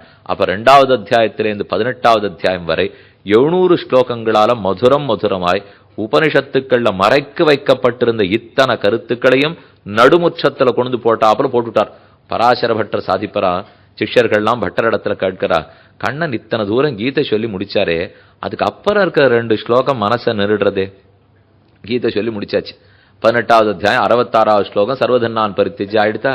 அதுக்கப்புறம் அர்ஜுனனை கூட்டு சொல்றார், இதந்தே நாதபஸ்காய நாபக்தாய கதாச்சன. அதபஸ்கனுக்கு சொல்லாதே, பக்தி இல்லாதவனுக்கு சொல்லாதே, எங்கிட்ட பொறாமை இருக்கிறவனுக்கு சொல்லாதே, இன்னாருக்கு சொல்லாதே சொல்லாதே சொல்லாதே. ரொம்ப ஜாகிரதையா 10 பேரை சொல்றார். அர்ஜுனன் கேட்டான், இதுகளுக்குள்ள நான் இல்லேன்னு பரீட்சை பண்ணி நீ சொன்னியோ, என்னை இவ்வளவு தூரம் பரீட்சை பண்ணி பண்ணி சொல்லுன்னு சொல்றையே, எங்கிட்ட இந்த குற்றங்கள் எல்லாம் இல்லேன்னு உனக்கு தெரியுமா? நீ எனக்கு சொல்றச்சே பரீட்சை பண்ணியான்னா பட்டறதுக்கு தான் சமாதானம் சொன்னார். திரௌபதியினுடைய விரித்த குழல் காணச் சகியாமல் கேட்ட மாத்திரத்தில் அனைத்து சாஸ்திரார்த்தங்களையும் மூலையில கிடந்த மாணிக்கங்களை எல்லாம் நடுமுற்றத்திலே இடுமா போலே கண்ணன் கொண்டு வந்து இட்டான். மறைச்சு வச்சிருந்த சொத்தை கொண்டு வெளியில போயிட்டோம், இப்பதான் அவனுக்கு புரியறது. உள்ளம் பதன் துடிக்க ஜாகிரதே ஜாகிரதேன்னு சொல்றான். அப்ப திரௌபதியினுடைய விரித்த குழல் காண்றதுக்கு பகவானுக்கு சகிக்காதான். சாயங்கால வேளையில் திரௌபதி குழலை விரித்து சீவி சிங்காரித்து முடிக்கிறாள்.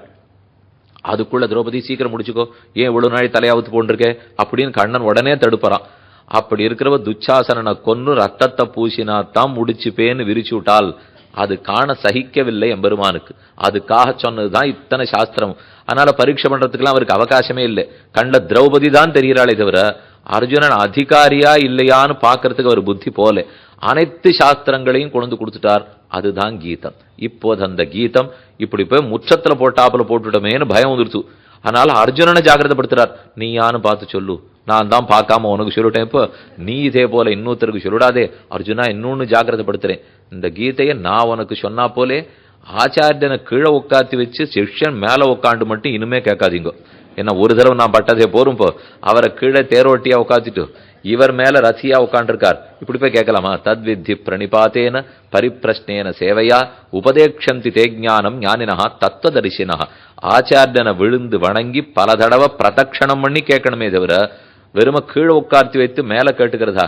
அதனால கீதம்னு சொன்னாலே கீத தான் கீதம். சர்வோபனிஷதோ காவஹ தோக்தா கோபாலநந்தனா பார்த்தோ வத்சஹா சுதீர் போக்தா துக்தம் கீதாமிருதம் மகத். கீதம்னா பாட்டு, பகவத்கீதம்னா பகவானே பாட்டு. மற்ற எப்பவும் ஒரு பாடினதில்லை, இது ஒண்ணுதான். இது மட்டும் பாடினாரான்னா கீதம்னு சொல்றமே தவிர அவர் எந்த ராகத்துல பாடினார், எந்த மெட்டி சேர்த்து பாடினார்லாம் கேட்டா பதில் தெரியாது.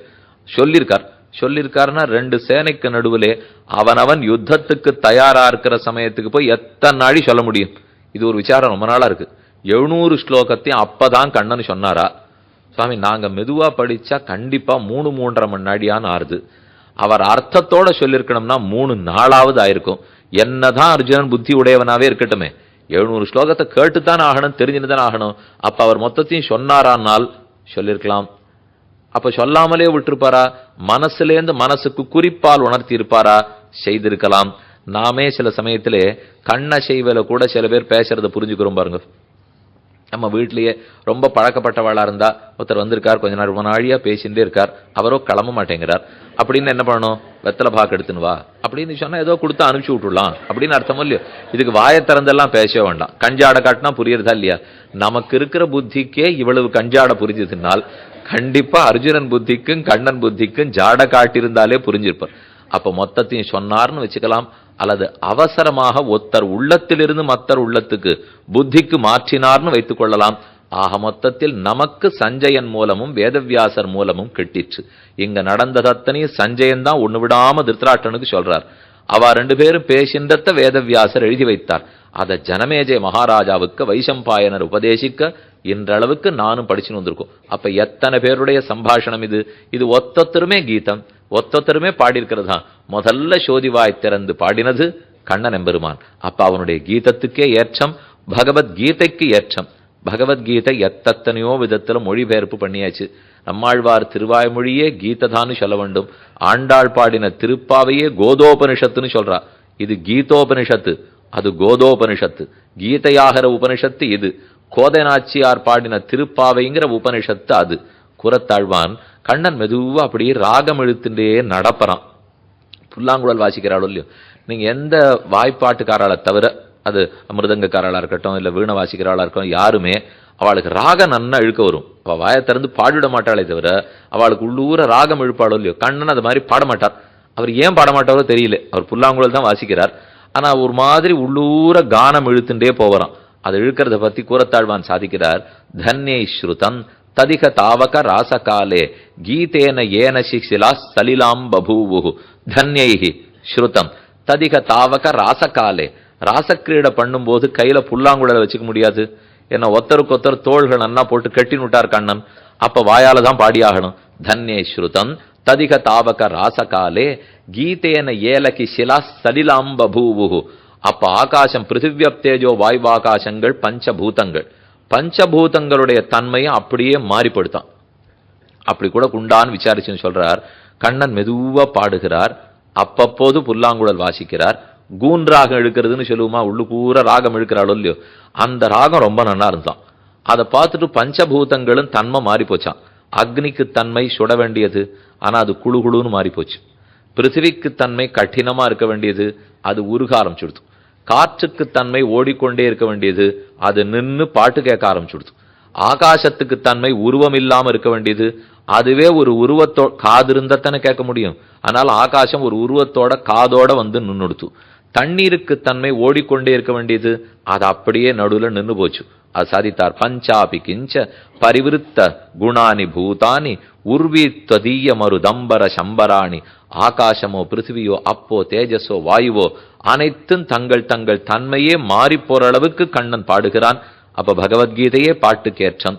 அவர் கூன்றாக இழுத்தாலும் ஏற்றம்தான். புல்லாங்குழலை கேட்பதற்கு மான்கணங்கள் முழுவதும், பறவை கணங்கள் முழுவதும், எங்கெங்கெல்லாம் செடி கொடிகள் வளர்ந்துருக்கோ, கண்ணன் எப்பப்படி நடந்துன்னு போய் பாடுறாரோ அந்தந்த பக்கம் அது திரும்பிடுமா.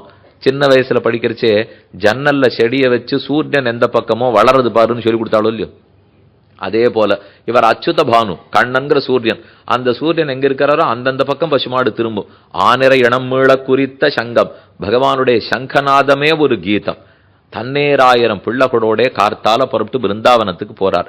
மொத்தம் ரொம்ப தூரம், 168 மைல் தூரம் சுத்தி சுத்தி பெருமாள் பலவிடங்களிலும் மாடு மேய்ந்திருக்கார். ஓரிடம் ரெண்டிடம் அல்ல, 84ங்கிற ஒரு 84 குரோஷ்னு வடநாட்டு போனா பிருந்தாவனம் பக்கம் சொல்லுவா. அப்படின்னா 84 குரோஷம். 84 குரோஷங்கன்னா 2ஆல பெருக்கின்றா 168 மைல். அந்த 84 குரோஷத்துக்கு இந்த வல்லபாச்சாரியருக்கு ஒரு சம்பந்தம் உண்டு. அவர் 84 இடத்துல அமர்ந்து பாகவத புராணத்தை சொன்னார். அதனால 84 பைட்டக்குன்னு புட்டி சம்பிரதாயத்துல ஏற்பாடு பண்ணி வச்சிருக்கா. புட்டி சம்பிரதாயத்திலே 84 பைட்டக் உண்டு. இது எதனால வந்ததுன்னா 84 குரோஷ தூரம் தான் பிருந்தாவனம். ஒரு நாள் ஒரு இடத்த வச்சு போறான். ஏன்னா 7 லட்சம் பசு ஒரு இடத்துக்கு போனா மறுநாள் அங்க புல்லு இருக்குமா, மொத்தத்தையும் சாப்பிடாதா. அதனாலதான் 168 மைல் வச்சுருக்கார் போல் இருக்கு. ஒரு நாள் பிருந்தாவனத்துல சில நாட்கள், காமியவனத்துல ராஜஸ்தான் பக்கம் சில நாட்கள், கோவர்தனத்துக்கு பக்கத்துல பல நாட்கள், மதுரை பக்கம் வரவே மாட்டார். மற்ற எல்லா பக்கமும் போவாரே தவிர கம்சன் இருக்கான்னு அவ அப்பா அம்மா சொல்லி வச்சிருக்கா, அந்த பக்கம் மட்டும் போகக்கூடாது. நம்மாழ்வார் சாதித்தார், எம்பெருமான் பசுமேக்க போகேல். ஏன்னா அங்க போனா அசுரர்கள் தலைப்பையில் எவன்கோன் அங்கன்னு நான் ரொம்ப வருத்தப்படுவேன். அசுரர்கள் வந்து உன்னை பிடிச்சுனுட்டாள் என்ன பண்றது, இந்த பக்கம் மட்டும் போகாதே அப்படின்னு யசோதை சொல்லி வச்சிருக்கார். அங்க போக மாட்டார். மற்றபடி எங்கு போனாலும் அவர் பாட்டுக்கு பசுமாடு கன்றுகளை மேய விட்டுட்டு தான் வாசின்னு இருக்கார். தான் உண்டு தன் கானம் உண்டு பாடிக்கொண்டிருக்க. 4 மணி ஆச்சுன்னு வச்சுங்கோ, அதுக்குன்னு சங்கநாதம் பண்ணுவர், இல்ல புல்லாங்குழல் எடுத்து வாசிப்பார். ஆனிரை இனம் மீள குறித்த சங்கம், ஆக்கள் பசுமாட்டுக்களுடைய கூட்டம் எல்லாம் திரும்பி வர்றதுக்காக ஒரு சங்க ஒலி. நீங்க போலாம்னு சொன்னா வேற மாதிரி ஒலி, நீங்க வரணும்னு சொன்னா வேற மாதிரி ஒலி, நீங்க சாப்பிடலாம்னு சொன்னா வேற மாதிரி ஒலி, தண்ணீர் குடிக்கணும்னா வேற மாதிரி ஒலி. பேசவே மாட்டார். இந்த வாசிப்பை வச்சு கீதத்தை வச்சே 7 லட்சம் பசுக்களையும் கட்டுப்பிடிச்சிட்டார். அது மட்டுமல்ல 1000 பிள்ளைகளையும் கட்டுப்படுத்தினார். நம்ம அனைவரையும் இன்னி வரைக்கும் கட்டுப்படுத்தின்னு இருக்கார். நாளை கண்ணனுடைய கீதம் என்பதே அனைவரையும் கட்டுக்குள் கொண்டு வரக்கூடியது. கீதத்துக்கே ஏற்றந்தான். நைவளமுன் நாராயா நம்மை நோக்கான்னு திருமங்கியாழ்வார் பாசம். நைவளம்னா நட்டபாடை நாட்டக்குறிஞ்சிங்கிற ராகம். அது கண்ணனுக்கு ரொம்ப பிடிச்ச ராகம் போல் இருக்கு. எந்த பெண்ணை மயக்கணும்னாலும் உடனே இந்த ராகத்தை பாட ஆரம்பிச்சுட்டு நட்டபாட ராகத்தை பாடிட்டு நைவளமுன் நாராயா நம்மை நோக்கா, கிட்டக்கு வந்து அந்த பெண்ணை உருகி விட்டாளா, இல்ல இன்னும் நம்ம வசப்படக்கூடாது நின்றுட்டு இருக்காளா அப்படின்னு கிட்டக்கு வந்து பாப்பறான். இறையே நயங்கள் பின்னும் செய்வளவில் மனமும் கண்ணு மோடி எம்பெருமான் திருவடிக்கீழ் அணைய இப்பால் கைவளையும் மேகலையும் கண்டேன் கனமகர குழையிரண்டு 4 தோளும் எவ்வளவுண்டு எம்பெருமான் கோயிலென்னேற்கு இதுவன்னோ எழிலாலி என்னார் தாமேன்னு திருமங்கியாழ்வார் சாதிக்கிறார். கிட்டக்க வந்து நைவளம் நாட்டக்குறிஞ்சி ராகத்தை பாடி ஏதோ பேய் கல்லெல்லாம் இறங்குங்கிறாளே சங்கீதத்துக்கு, இந்த பரகால நாய்க்கு இறங்குறாளா இல்லையான்னு பார்ப்போம். இந்த பெண்ணை மயக்க முடியாட்டா நம்ம என்ன பெரிய பாடகன் அப்படின்னு பெருமாளுக்கு வருத்தம். பெண்ணே அதுக்கு கூட நான் மயங்கலை. திருமங்கியாழ்வார் நாயிகா பாவத்துல சொல்லிக்கிறார், அவன் என்ன ஆனாலும் சரி இவனுக்கு நாம மயங்கிறது இல்லை அப்படிங்கிறதுல உறுதியா இருந்தேன். ஆனா கடைசியில தம் பாட்டும் தோத்து போச்சுன்னு தெரிஞ்ச உடனே இந்த பெருமாள் என்ன பண்ணார், நாணினார் போல் இறையே நயங்கள் பெண்ணும் செய்வளவில். திருமங்கியாழ்வாரே என்ன நீர் சுவாமியாக ஏத்துக்க வேண்டாம், என்ன நாதனா ஏத்துக்க வேண்டாம், அடி என்ன தாசனாவான்னு ஏத்துக்க கூடாதா, அப்படின்னு இந்த பெருமாள் ஒரு வார்த்தை சொன்னார் தோழி. இதுக்கப்புறம் என்னுடைய பெண்மையை பார்க்கறதுக்கு என்னால முடியல. சர்வேஸ்வரன் இறங்கி வந்து என்ன தாசனா ஏத்துக்கூடாதான்னு சொன்னால் அப்ப நம்மோட சம்பந்தத்துக்கு எவ்வளவு ஆசைப்படுறாருன்னு தெரிஞ்சு போச்சு. இனிமே நாம போய் இவனை திரஸ்கரிக்க கூடாதுன்னு அப்போதே அணைத்தேன் என்று திருமங்கையாழ்வார் சாதிக்கிறார். அப்ப பாசுரம் ஒன்னொண்ணுமே பெருமானுக்கு பாட்டு பிடிச்சதுதான். ராகம் அந்தந்த ராகத்தில் அமைத்து பிரிக்கிறார்.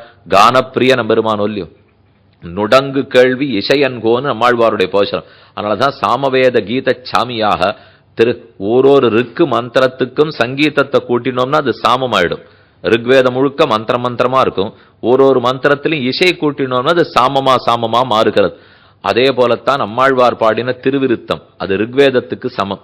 அதுல ஒரு பாசுரத்தின் இசை கூட்டினோம்னால் சாமவேத சமமான திருவாய்மொழியாக மலர்ந்துவிடும். ரிக் எப்படி சாமவேதமா சங்கீதத்தாலே பரம்புகிறதோ திருவிருத்தம் அதே போல சங்கீதத்தாலே திருவாய்மொழியாக பரம்பும். அவனேதான் கானஸ்வரூபியான பெருமான். கீதம் மதுரம் பீதம் மதுரம். அவர் குடித்தது எதுவா இருந்தாலும் மதுரம். அவர் குடித்ததோ அருகிருந்த மோரார் குடமுருட்டி முன்கிடந்த தானத்தே. குடிக்கிறது கண்ணன் ரொம்ப குறைச்சல். பாலை குடிப்பார். அந்த பாலும் காய்ச்சறது எது பண்றதும் அவருக்கு பிடிக்காது. பச்சைப்பாலா மாட்டின் மடியிலிருந்தே குடிச்சிருவார். அது அவருக்கு பிடித்தது. ஆனா எப்போதும் தண்ணீர் குடிக்கிறது யமுனா தீர்த்தத்தில். தான் குடிக்கிறது இருக்கட்டும், அத்தனை பசுமாடு கன்றுகளுக்கும் தண்ணீர் கொடுக்கறதுக்கு கத்து கொடுப்பறான்.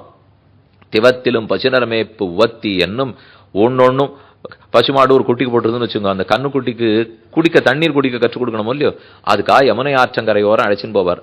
அழைச்சின்னு போய் தானே பின்னாடி கையை கட்டிண்டு குனிஞ்சு நக்கி நக்கி தண்ணீர் குடிச்சு காட்டுவாரான். இப்படித்தான் குடிக்கணும் போல் இருக்குதுன்னு கண்ணுக்குட்டி தெரிஞ்சுட்டு குடிக்கிறதுக்கு ஆரம்பிக்கும். அப்ப தானே யமுனை ஆற்றில் நக்கி குடித்து பழக்கப்பட்டவன் எம்பெருமான். ஆனால் மோர் குடிக்க பிடிக்காமல் பாலை மட்டும் குடித்து பழகி இருக்கிறான்.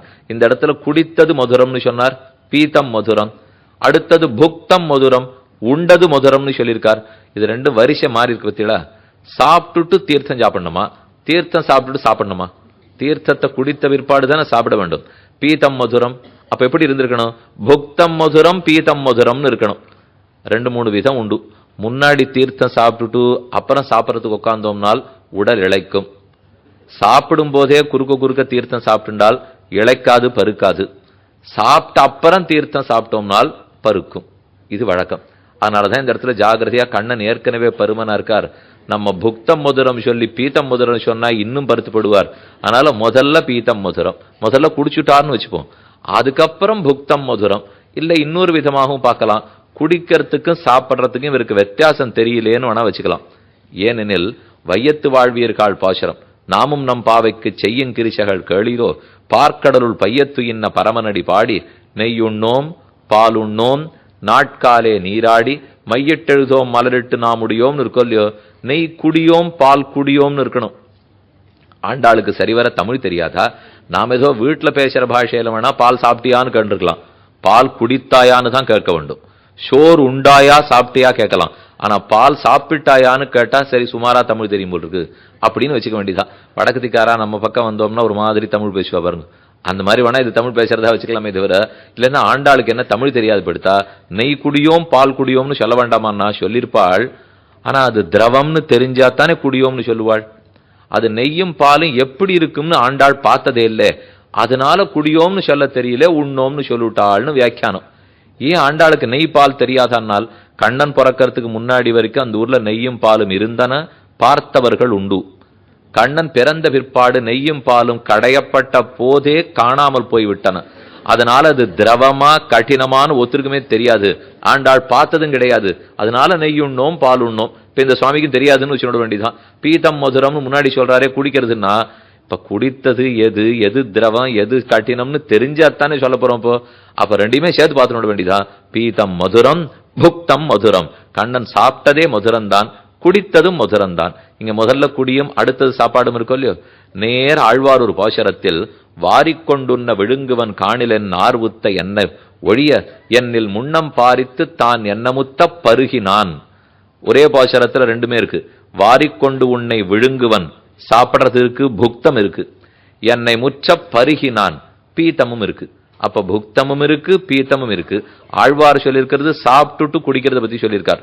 ஆனா இந்த ஸ்லோகத்தில் இருக்கிறது குடிச்சுட்டு சாப்பிட்றத பத்தி சொல்லியிருக்கு. பீட்டமே மதுரம் புக்தமும் மதுரம். அப்படி என்னென்னத்தான் பெருமாள் சாப்பிட்டிருப்பார்? அப்பங்கலந்த சிற்றுண்டி அக்காரம் பாலில் கலந்து சொப்படனான் சுட்டு வைத்தேன். ரெண்டையும் சேர்த்து பெரியாழ்வார் பாசுரத்துல சொல்றார். கண்ணனை குளிக்கிறதுக்கு கூப்பிடம்னா முதல்ல சோரை தயார் பண்ணணும், அப்புறம் தான் அவர் சாப்பிட வருவார். இன்னைக்கு நாம பல பேர் போஜனத்துக்கு ஸ்நானம் அங்கம் நினைச்சுட்டு இருக்கோம். அங்கம்னா இப்ப சந்தியாவனம் பண்ணோம்னா தீர்த்த மண்டபம் இல்லையோ, ஆவணியாவட்டம் பண்றோம். ஆவணியாவட்டம்னு பேர் சொல்லிக்கிறமே தவிர அது யஜுருக்காகர்மா ரிகுபாகர்மா சாமோபாகர்மா அது ஒண்ணு ஆவணி மாசம் தான் வரணுங்கிற அவசியமே கிடையாது. அந்த 3 மாசத்துக்குள்ள எந்த மாசத்துல வேணா அது வரும். உபாகர்மான்னு சொல்ல வேண்டும். உபாகர்மாவுக்கு காண்ட ரிஷி தர்ப்பணம் பண்ணுவோம், அதுக்கு அங்கமாக யஜ்ஞோபவீத தாரணம் பண்ணிப்போம், அதுக்கு அங்கமா தீர்த்தமாட்டத்துக்கு போவோம். அப்ப யஜுர் உபாகர்மா அங்கி, அதுக்கு அங்கம் காண்ட ரிஷி தர்ப்பணம், அதுக்கு அங்கம் யஜ்ஞோபவீத தாரணம், அதற்கு அங்கம் தீர்த்தமாடுறது. இப்ப இது ஒன்னொன்னும் பண்ணிட்டு அடுத்து அது பண்ணணும்னு அர்த்தம். நாம் என்ன நினைச்சிட்டு இருக்கோம், சாப்பிட போகணும்னா தீர்த்தமாடணும். அப்படி இல்லை, தீர்த்தமாடுறது வேற கைங்கிறதுக்காக. அதுக்கப்புறம் பெருமாள் ஆராதனம் முடித்த பிற்பாடு சாப்பிட்றதுக்காக போறோம். சாப்பிடணும் நாழியை எடுத்து குளிக்க போங்கோ அப்படின்னு பல சமயம் நம்ம கேள்விப்படுறோம் இல்லையோ. அப்படின்னா என்ன சொல்லுவாள்னா இலை சேர்த்தாச்சான்னு கேட்டுக்கிறோம். குளிக்க போங்கோன்னு சொன்னா இலை சேர்த்தாச்சான்னு கேட்டா இதை விட அனர்த்தம் வேண்டான்னு அர்த்தம். அப்ப குளித்த பிற்பாடு இலை சேர்த்துட்டா பெருமாளுக்கு எப்ப திருவாராதனம் பண்றது? அவருக்கு பண்றது யாகம். யாகத்தினுடைய கடைசி பகுதி தான் அனுயாகம். நம்ம சாப்பிட்றதுக்கு அனுயாகம்னு பேர். யாகம்ங்கிற திருவாராதனம். ஆனா ஒண்ணும் யாகம் இருந்தா தான் அனுயாகம் இருக்கணும். பிருகஸ்பதி சுவாமியே இல்லாட்டா உப பிருகஸ்பதி வருவாரா? நமக்கு பெரிய வாத்தியார் சுவாமி கல்யாணம் பண்ணி வைக்க வருவார். ஆனா அப்பவே அக்ஷத்தை எடுக்கணும், புஷ்பம் கொடுக்கணும், எல்லார்ட்டையும் கொண்டு போய் திருமங்கல்ல சரட காட்டின்னு வரணும். அதுக்கெல்லாம் கூட உப பிருகஸ்பதி வருவாரோ இல்லையோ. உப பிருகஸ்பதி சுவாமி இருக்கா, பிருகஸ்பதி இல்லைன்னுட்டா அப்புறம் எப்படி கல்யாணம் பண்ணி வைக்கிறது? அதை போல யாகம் இருந்தா தான் அனுயாகம். யாகம்னா திருவாராசனம், அனுயாகம்னா அவர் சாப்பிட்ட மிச்சத்தை நாம சாப்பிடுறது போஜனம். யாகமே இல்லை, அனுயாகம் மட்டும் இருக்கு. என்ன திருவாராதனம் பண்றதே இல்லை ஒருத்தரும். ஆனா இவர் மட்டும் சாப்பிட்டு இருக்காருன்னா யாகம்ங்கிற அங்கேயே இல்லாம அனுயாகத்தை மட்டும் நான் பண்ணிட்டு இருக்கோம். அதனால சாப்பாட்டுக்கு இலை போட்டுட்டு குளிக்க போறதுங்கிற வழக்கம் வச்சுக்க கூடாது. அப்படி ஒருவேளை இருந்தால் கண்ணன் கோட்டியை சேர்ந்தவர்கள்னு வச்சுக்க வேண்டியதான். என்ன கண்ணன் அப்படித்தான் பெரியாழ்வார் கூப்பிட்டிருக்கார். அப்பங்கலந்த சிற்றுண்டி அக்காரம் பாலில் கலந்து சொப்படனான் சுட்டு வைத்தேன் சோத்தம்பிரான் இங்கே வாராய். சாப்பாட்டுக்குன்னு பிறந்திருக்கிற பிள்ளையே இங்க வா. அவ கூப்பிட்டா அப்பங்கலந்த சிற்றுண்டி. சிற்றுண்டி கண்ணனுக்கு சிற்றுண்டி பேருண்டி ஆட்டம் இருக்கும். கண்ணன் அப்பங்கலந்த அப்பம் அதிரசம் அவருக்கு ரொம்ப பிடிக்கும். அப்பங்கலந்த சிற்றுண்டி அக்காரம் பாலில் கலந்து, அக்காரம்னா சக்கரை, சக்கரை கட்டிய பால்ல கலந்து ஒரு பக்கம் அப்பம் நன்னா திருடமா சாப்பிட்டுக்கிறதுக்காக அத புக்தம்னு வச்சுங்கோ. அக்காரம் பாலில் கலந்து அத பீத்தம்னு வச்சுங்கோ. அப்ப புக்தம் பீத்தம் ரெண்டும் அந்த ஆழ்வார் பாசுரத்தில் இருக்கு. அக்காரம் பாலில் கலந்து சொப்படனான் சுட்டு வைத்தேன். இதெல்லாம் அப்பப்ப சிற்றுண்டினாரே. பேருண்டி எது? பேருண்டி தான் வெண்ணெய். வைகலும் வெண்ணெய் கைகலந்துண்டான் பொய்கலவாது என் மெய்கலந்தானே. வெண்ணைய போஜனமா வச்சுடுவார். அதுக்கு முன்னாடி ஆங்கிலேயர்கள்லாம் சொல்வாளோ இல்லையோ, நம்ம சாப்பிட போனோம்னா அவ அதுக்கு முன்னாடி சிலதெல்லாம் பசிய வளர்த்ததுக்காக சிலது வச்சுட்டு இருப்பா. அதை சாப்பிட்டுட்டு அப்புறம் முக்கியமான போஜனத்துக்கு வராளோ இல்லையோ. அதை போல இந்த அப்பம் சிற்றுண்டி அக்காரம் இதெல்லாம் முன்பசிக்கு. அதை சாப்பிட்டுட்டு பசியை நன்னா வளர்த்துனுட்டா அப்புறம் தான் பெரிய வெண்ணெய். அது முக்கியமான போஜனத்துக்காக வெண்ண விழுங்கி வெறுங்கலத்தை வெற்பட வைத்ததன் ஓசை கேட்டு ஹக்கும் கண்ணபிரான் கற்ற கல்வி. வெண்ணெய் எத்தனவனா கண்ணன் சாப்பிடுறார். எவ்வளவெனில் தாரார் தடந்தோள்கள் உள்ளளவும் கை நீட்டி ஆராத வெண்ண விழுங்கி. விழுங்கின்னா சாப்பிடுறது, அது புக்தம். வெண்ணையை சாப்பிடுகிறார். ஆராத வெண்ண விழுங்கி அனைத்தும் வயிற்றுக்குள்ள படுத்து வெள்ளிமலை இருந்தாலொத்த வெண்ணெய் வாரி விழுங்கியிட்டு கண்பட உறங்குகின்றான். மேருமலையை போல வெண்ணெய் தீட்டி வச்சிருந்தாலும் 30 கடைந்தீண்டிய வெண்ணெய். ஒரு நாளைக்கு 3 தடவை யசோத பிராட்டி வெண்ணெய் விரட்டுறாள். அவளே செய்வலாம். ஏறார் இடைநோவை எத்தனையோர் போதுமாய் சீரார் தடை தயிர் கடைந்து வெண்ணெய் திரண்டதனை. ஏறார் இடைநோவ யசோதனுடைய இடுப்பு பேரழகு. அவளுக்கு இருக்கிற அவ்வளவு நுண்ணடை, மின்னடைய நுண்ணடையார். அவள் கட்டப்பட்டு பிடிச்சிருந்து மத்த வச்சுட்டு 2 பேரோட சேர்த்து கடையறா. ஏறார் இடைநோவ எத்தனையோர் போதுமாய் 3 வேளை, பிராத்த காலத்தில் மத்தியானத்தில் சாயங்காலத்தில் 30 கடைந்தீண்டிய வெண்ணெய். பெரியவாச்சன் வியாக்கியானத்தில் கேட்டார், ஏன் அந்த ஊருக்கு தலைவி இல்லையா, ஆளை வச்சு தயிர் கிடையக்கூடாதா, இவளே தான் வேலை செய்யணுமா, அவளுக்கு கஷ்டம் இல்லையா, ரொம்ப பெரிய மனுஷான வேலை செய்வாளா, வேலைக்கு ஆள் வச்சு பாடோ இல்லையோ, ஏன் இவளே தயிர் கடையிறாள்னால் பிராமணன் சந்தியாவந்தனத்துக்கு ஆள் வைக்கிற அன்னைக்கு இவள் தயிர் கடைய ஆள் வைப்பார்னு எழுதினார். அவனவனுடைய வர்ண தர்மத்தை அவாவாதான் பண்ணணும், ஆள் வச்சு பண்ண முடியுமா? நான் எத்தனை பணக்காரனா இருந்தாலும் சந்தியாவந்தனம் நான் தான் பண்ணுமே தவிர நீர் வேணா எனக்கா பண்ணி வைக்கிறீரா அப்படின்னு கேட்க முடியுமா? அதனால இப்ப பிருகஸ்பதி சுவாமிகளுக்கு எல்லாமே அது ஆபத்து தான். அநேகமா எல்லா மந்திரமும் அவளே தான் சொல்லிக்கிறா. நீ கல்யாண பிள்ளை இந்த மந்திரம்லாம் சொல்றதே கிடையாது. அதனால அவர் கொஞ்சம் ஜாகிரதை. அவருக்கு பயம் இருக்காதா? இத்தனை கல்யாணம் பண்ணி வைக்கிறார், ஒருத்தரையும் அவர் மம பாரியான்னு சொல்றார், சொல்லுண்டே இருக்காரு. இவர்னா திருப்பி சொல்லணும். இந்த பிள்ளை சொல்றதுக்கு அவர் மந்திரம் சொல்லி கொடுக்கிறார். ஆனா அவளுக்கு என்ன, இதுக்கு ஜாகிரதைக்காக அவ கண்டுபிடிச்சு வச்சுட்டா, இவன் புரிஞ்சுக்க போறதுலேன்னு தெரிஞ்சுனுட்டா. அதனால அவ மந்திரத்தை மாத்தி மமான்னு சொல்லிக்கிறது அப்படின்னு இவன் சொல்ல போறது இல்ல. ஆனாலும் அவர் அதையானு கொஞ்சம் நான் சொல்லாம இருந்துக்கலாமோ இல்லையோ, அதனால மாமான்னு சொல்லிக்கிறது. இவ்வளவுதான் இன்னைக்கு மந்திரம் நாம வச்சுட்டு இருக்கோம். அதனால அவனவன் வர்ண தர்மத்தை அவாவா தான் கடைபிடிக்கணும். நாம் பணக்காரங்கிறதுக்காக பெருமாள் கோயிலுக்கு போய் பெருமாளை சேவிச்சுட்டு வரதுக்கு ஆள் வைக்கட்டுமா?